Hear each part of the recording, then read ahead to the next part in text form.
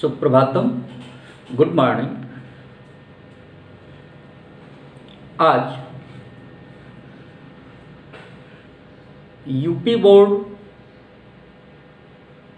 11 और 12 का व्याकरण पढ़ाया जाएगा।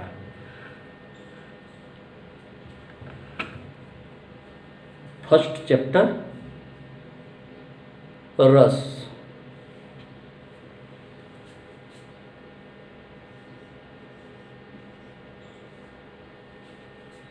रस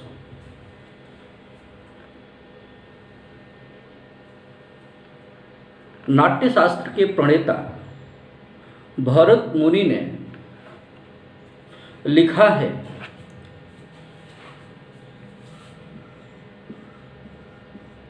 रसस्यते असो इति रसा। अर्थात जिसका आस्वादन किया जा सके, जिसका स्वाद लिया जा सके, वही रस है। काव्य के क्षेत्र में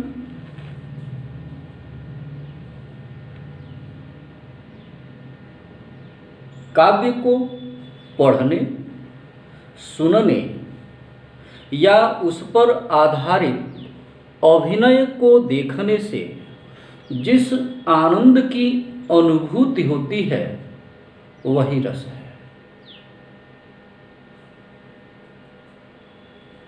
अनेक प्रकार के कथाएं, कविताएं, कहानियां आदि पढ़ करके हम आनंदित होते हैं, बार बार पढ़ते हैं, उस अनुभूति का अनुभव करके हम मन ही मन प्रसन्न रहते हैं। यह आंतरिक प्रसन्नता है जो साहित्य को पढ़ने, सुनने और उस पर आधारित अभिनय को देखने से प्राप्त होती है, वही रस है। रस को एक प्रकार से साहित्य की आत्मा कहा गया है। जिस प्रकार शरीर आत्मा के बिना निष्प्राण होता है, वैसे ही साहित्य या कोई कथन रस के बिना निष्प्राण होता है। कोई भी रसहीन कथन अश्रवणीय होता है, अग्रहणीय होता है। अतः साहित्य रस से युक्त होना चाहिए, कथन रस से युक्त होना चाहिए, ताकि सुनने वाले के हृदय में आपको सुनने के लिए रुचि उत्पन्न हो और आपको सुने। भरत मुनि ने लिखा है,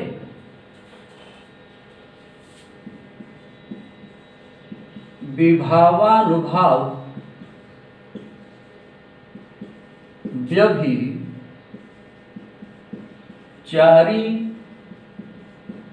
संयोगात् रसः निष्पद्यते।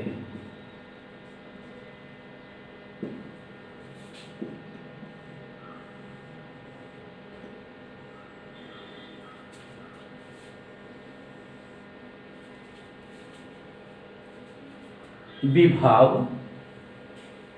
अनुभाव और व्यभिचारी भावों के संयोग से रस की उत्पत्ति होती है। महामुनि भरत, जो नाट्यशास्त्र के प्रणेता है, उनकी सबसे बड़ी उपलब्धि यही है कि उन्होंने मानव या प्राणियों के हृदय में छिपे भावों को टटोला। उन्होंने उनकी पहचान की और हमारे सामने रख दिया।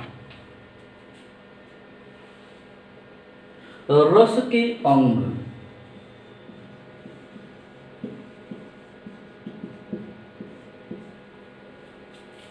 रस के 4 अंग होते हैं।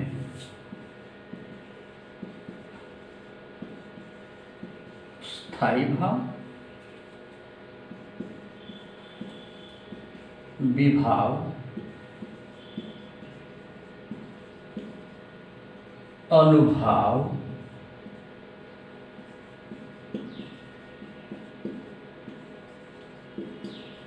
संचारी भाव।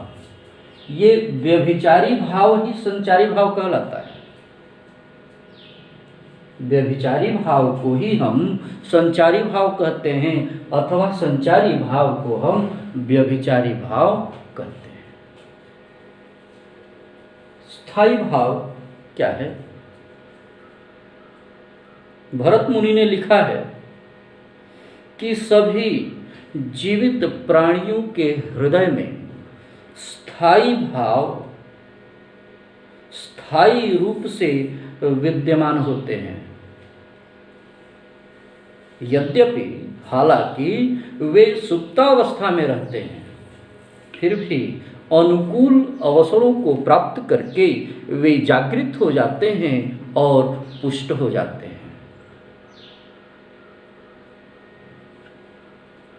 ऐसे भाव जो स्थायी रूप से सभी प्राणियों के हृदय में विद्यमान होते हैं, वे ही अस्थायी भाव हैं। इनकी संख्या भरत मुनि ने 9 बताई। बदलती हुई परिस्थितियों, बदलते हुए परिवेश के प्रभाव से आधुनिक विद्वानों ने इनकी संख्या 11 बताई है। विभाव क्या है?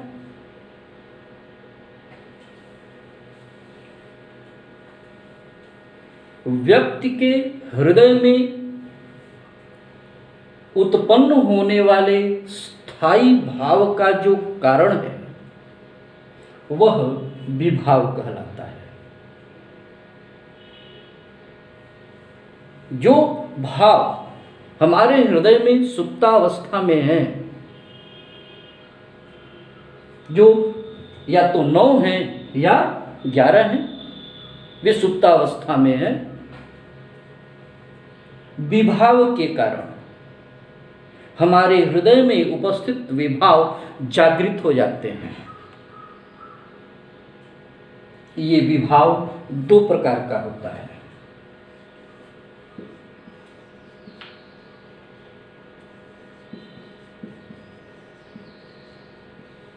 आलंबन विभाव,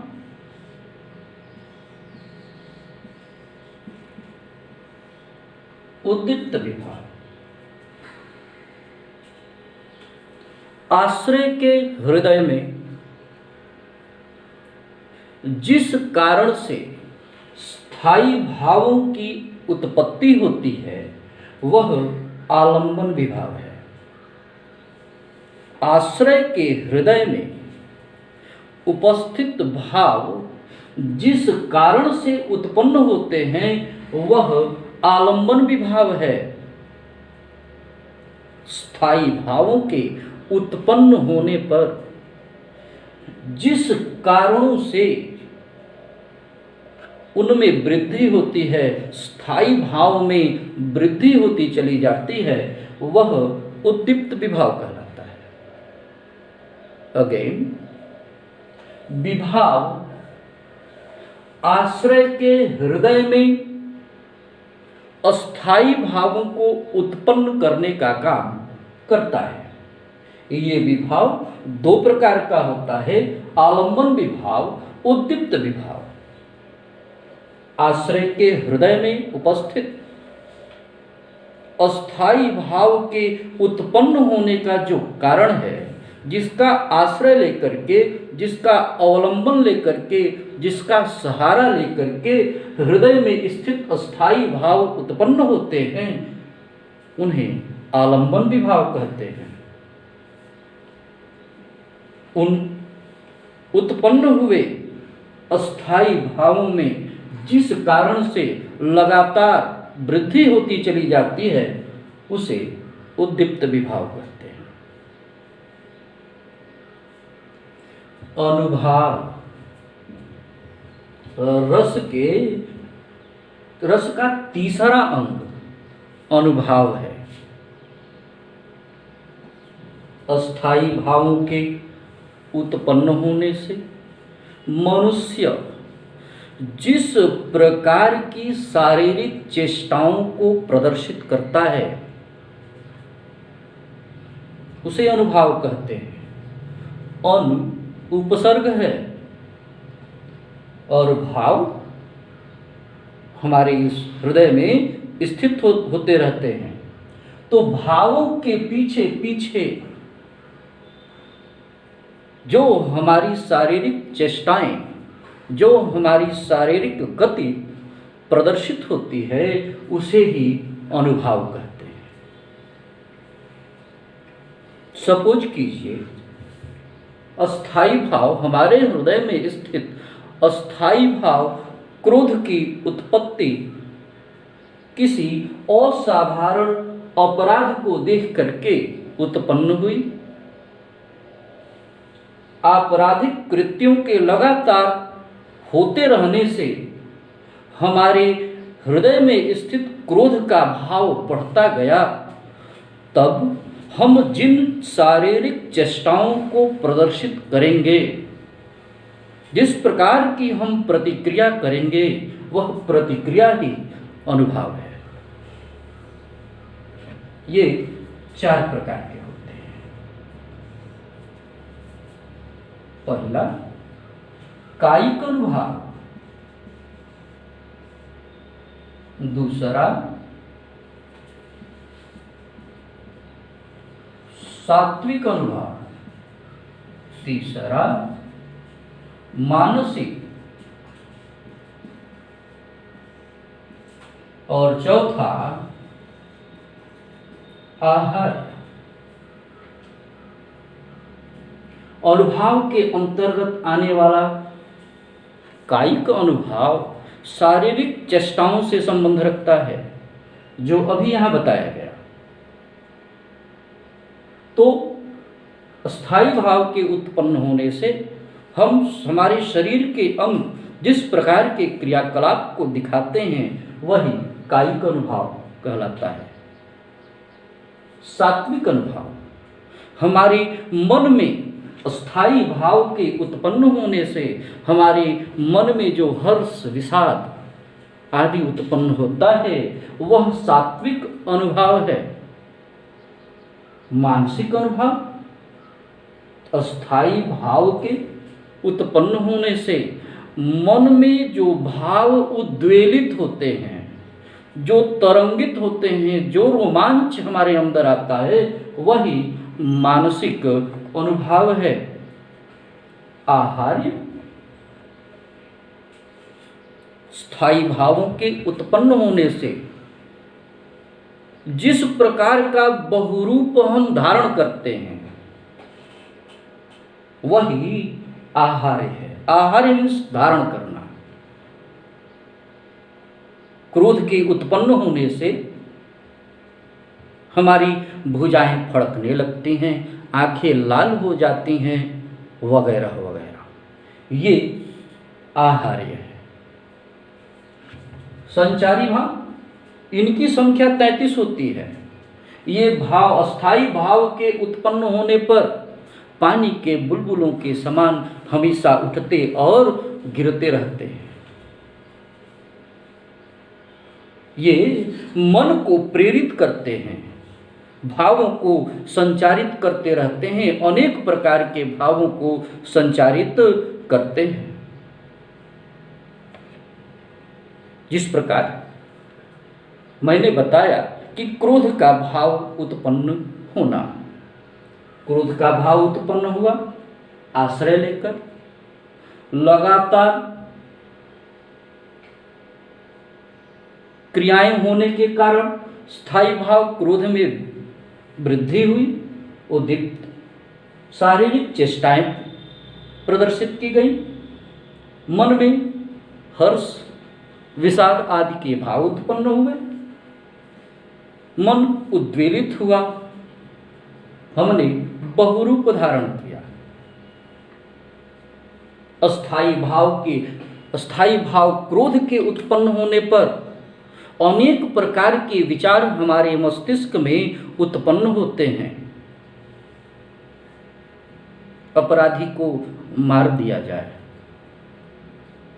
नहीं अपराधी को छोड़ दिया जाए, नहीं अपराधी की सुरक्षा की जाए, वगैरह वगैरह भाव। इस प्रकार ये 33 संचारी भाव हमेशा हमारे मन में उत्पन्न होते हैं। कब? जब हमारे मन में स्थायी भाव उत्पन्न होते हैं तब।